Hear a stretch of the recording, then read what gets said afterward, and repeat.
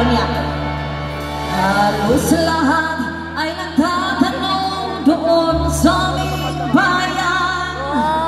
Sa gitnang kanluran na aking pinagmulan, sila'y nalilito, ba't daw ako nagkaganito?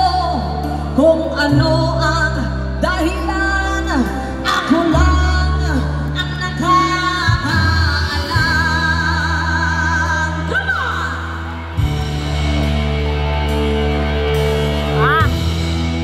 Alright.